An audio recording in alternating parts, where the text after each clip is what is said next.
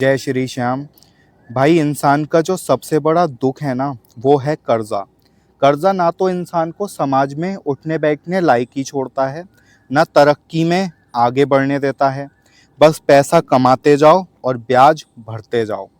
आज मेरी श्याम बाबा से बस एक ही विनती है। बाबा, आपके चमत्कार की ये कहानी सुनकर जो भी भक्त आपके दरबार में आ जाए, उसके ऊपर अगर कर्जा है तो उसका वो कर्जा चुका देना, उसकी सभी मनोकामनाएं पूरी कर देना।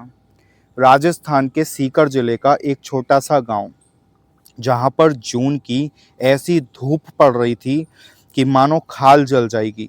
ऐसी तपती धूप में एक सूखी हुई जमीन पर एक व्यक्ति बैठा हुआ था, जिसका नाम था राम सिंह। राम सिंह के हाथ में एक कागज का टुकड़ा था। वो कागज का टुकड़ा और कुछ नहीं बल्कि जमीन की और घर की नीलामी का नोटिस था। राम सिंह की आंखों में आंसू थे।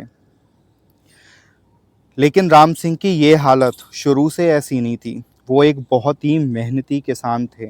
जिस सूखी ज़मीन पर वो बैठे हुए थे, किसी ज़माने में उस ज़मीन पर हरी भरी फसलें लहराया करती थीं। राम सिंह की ज़मीन को पानी ना मिलने की वजह से वो ज़मीन सूख गई। राम सिंह की इच्छा हुई कि मैं अपनी ज़मीन पर ट्यूबवेल लगवाऊं, और ट्यूबवेल लगवाने के लिए राम सिंह ने बैंक से 4 लाख रुपए का कर्जा ले लिया। जब ट्यूबवेल की खुदाई शुरू हुई तो 1000 फीट तक खोदने के बाद भी उस जमीन में पानी ना निकला। एक के बाद एक 4 बोरिंग राम सिंह ने करवाए, लेकिन किसी एक में भी पानी ना निकला और बैंक का से लिया हुआ सारा कर्जा उसमें खर्च हो गया। राम सिंह की हालत खराब हो गई।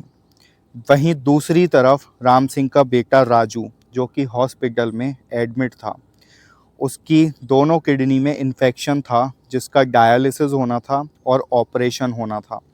डॉक्टर ने साफ बोल दिया था कि राम सिंह 20 से 25 लाख रुपए का खर्च आएगा।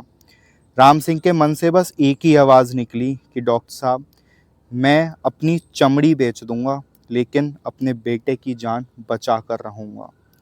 तीसरी सबसे बड़ी मार तो तब पड़ी जब राम सिंह के पिताजी खत्म हो गए। गांव वालों ने साफ कह दिया कि मृत्यु भोज तो कराना ही पड़ेगा। मृत्यु भोज कराने के लिए पैसा चाहिए। राम सिंह के घर में खाने के लिए दाना नहीं था। राम सिंह की पत्नी भी बोल उठी कि हमारे घर में खाने के लिए दाना भी नहीं है, हम मृत्यु भोज कैसे कराएंगे। लेकिन गांव की परंपरा के हिसाब से मृत्यु भोज कराना बहुत ही ज़्यादा आवश्यक था।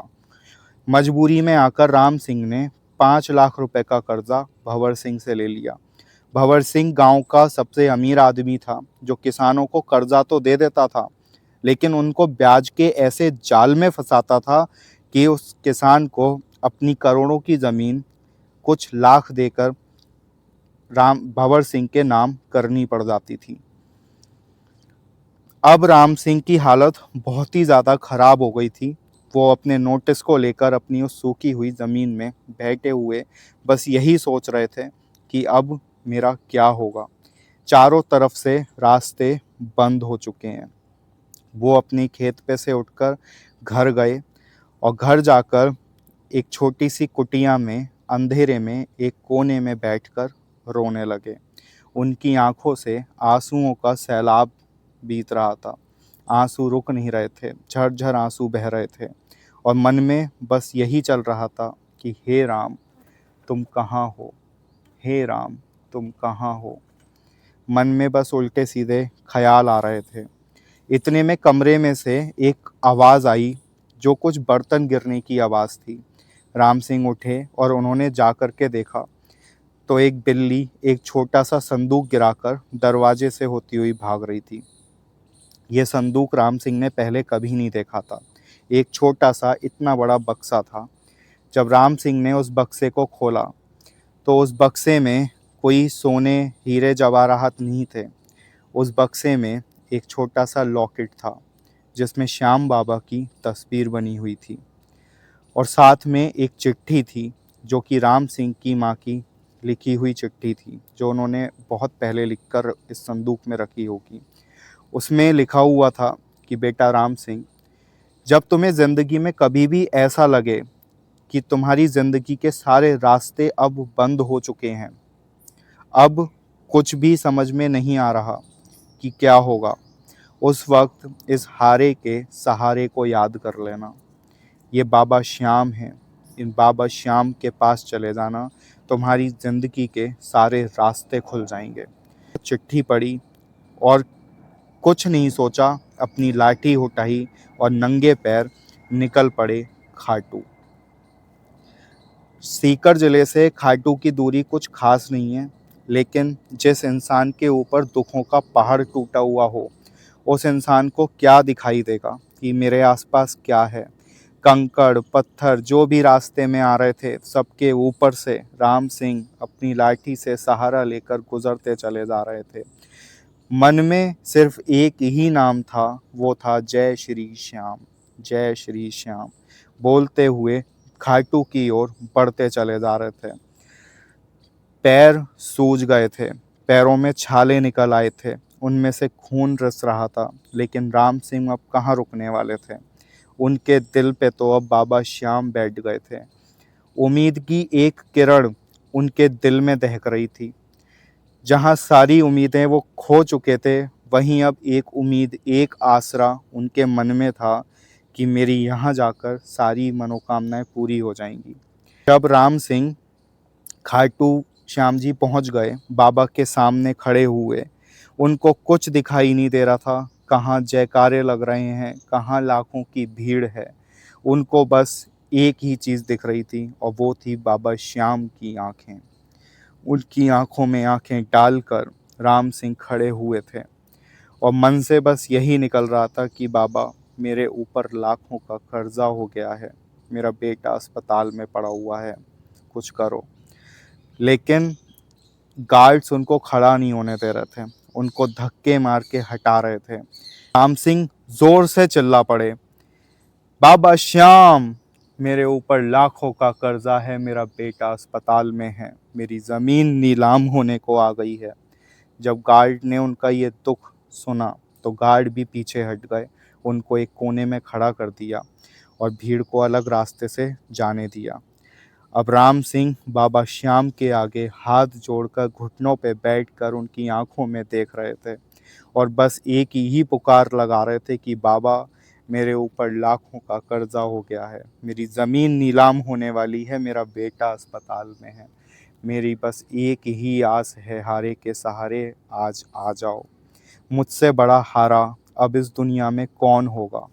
आ जाओ बाबा, आ जाओ, सब कुछ ठीक कर दो। यहाँ राम सिंह बाबा से गुहार लगा रहे थे, और वहाँ गांव में हड़कंप मचा हुआ था। बाबा ने अपना काम अब शुरू कर दिया था। गांव में एक काले रंग की गाड़ी आई हुई थी, जिसमें कुछ अफसर थे। उस गाड़ी पर लिखा हुआ था राष्ट्रीय राजमार्ग उपाधिकरण।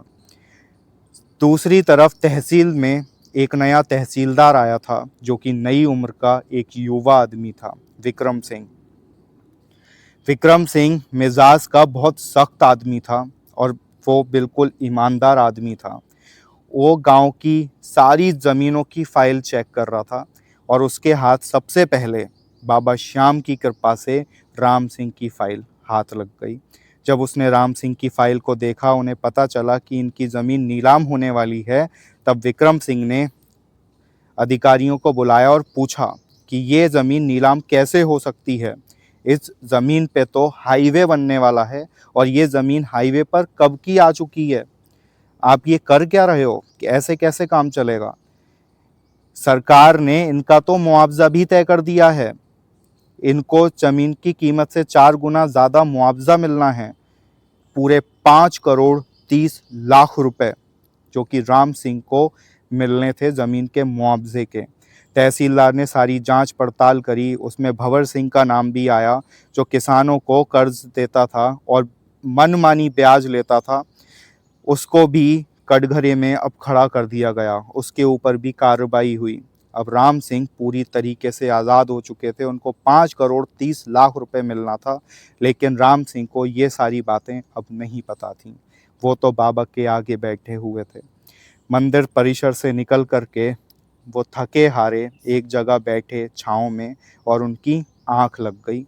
जब आंख लगी तो राम सिंह को एक सपना आया, जिसमें राम सिंह की माँ राम सिंह से कह रही थी कि बेटा चिंता मत कर, तेरी अर्जी स्वीकार हो गई है। राम सिंह एकदम घबरा के उठे, उनके माथे पर पसीना था। उनको ये बाबा का एक संदेश नज़र आया और वो उठ कर के जीप में बैठ के सीधा अपने गांव रवाना हो गए। जब गांव पहुंचे तो वहां का माहौल ही कुछ और था। जब घर पर पहुंचे, अपनी पत्नी रानी देवी से पूछा कि ये सब क्या चल रहा है।